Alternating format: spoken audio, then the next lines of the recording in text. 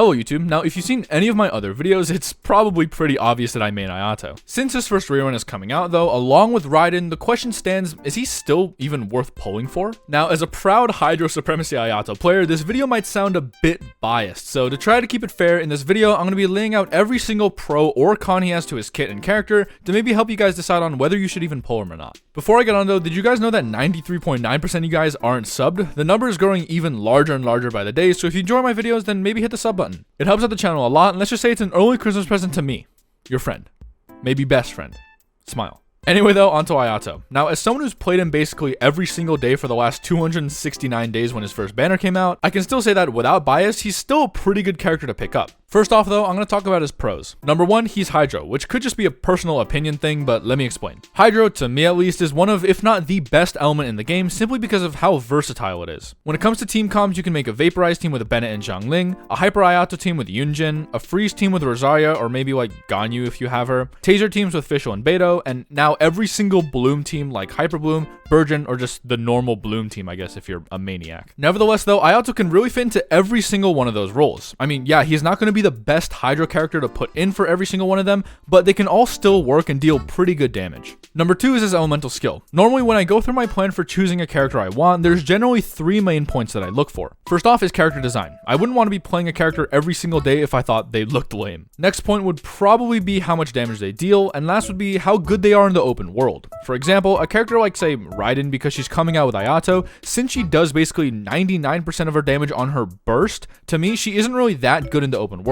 For a character like Ayato though, who does 99% of his damage on his skill, that makes him a way better character in the open world because I don't really need to charge up my burst to, deal damage again. Number three to me would be how easy he is to play. Now for the people who want a challenge and hard rotations and stuff like that, then I probably would say that Ayato isn't going to be your go-to Hydro character. But for the more casual players and well, mainly mobile players, you probably want someone who's easy to play and deals a pretty good amount of damage. If you don't know how Ayato is played, you basically ult, press your elemental skill, and then just hold down your normal attack button for 6 seconds and then boom, you're done. Number four to me would be his build. Now I said this in a lot of other videos, but Ayato is an extremely easy character to build. First off, he has like 4 artifact sets that are all good on him, them being Heart of Depth, Gladiators, Shimenawas, and Echoes of an Offering, which is his best in slot. Aside from those 4, you can also run a 2-piece on any of those 2 sets, but the best 2-piece is probably going to be 2-piece Heart of Depth for the Hydro damage bonus, and then like any one of the other 3 artifacts for just the 18% attack. For newer players though, there is a 4-star artifact set that you can get in the beginning of the game, which also fits his kit perfectly, and that's Martial Artist. This 4-piece set gives Ayato 40% normal attack bonus, which is good because every slash on his skill counts as a normal attack.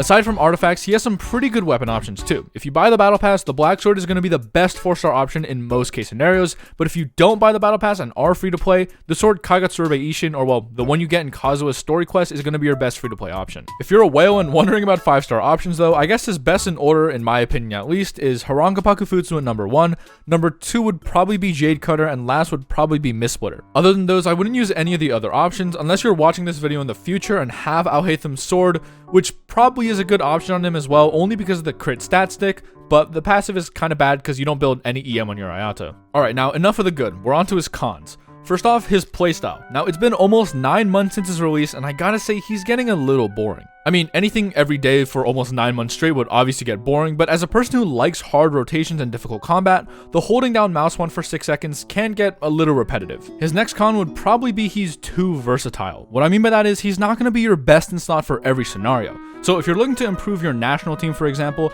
Child would probably be the better pull because in that specific team and specific scenario, Child is gonna be your best in slot. And honestly, that's kind of the only 2 cons I can think of. It's not that he doesn't have any other downsides, it's just that some people might see his character design or playstyle as a downside, but that's really kind of just an opinion-based thing and not a reason why you shouldn't pull for him. Lastly though, even though this video isn't really comparing Ayato and Wanderer, it's a good thing to note as someone who's been playing Scar for a couple weeks now and has his dedicated weapon, I personally still think Ayato is better. As a hypercarry unit, Scar would be superior, especially with Farazan Constellations, but when it comes to other teams like National or Dendro teams for example, Ayato can fill those roles and give your account more access to some teams that you've probably never even tried before. Another issue I've seen with Scar teams is that they all kind of rely on Bennett and Farazan, which closes off a lot of other teams, especially if you need Bennett for your other half in Spiral. In conclusion though, Ayato is one of the most versatile characters in the game and one that's still a pretty good pickup on a lot of accounts, especially if you're looking for an easy character to play and one that doesn't require a lot of building and min-maxing. He's not going to be your best in slot for every single team in every scenario, but as a Hydro applier and an on-field DPS, he stands his own pretty well. Well, that's about it. If you enjoyed the video, a sub is free and really helps with the channel. Also, I do have a Discord server where I chat a bit and give away welcome from time to time, so if you're interested, the links are going to be down below. And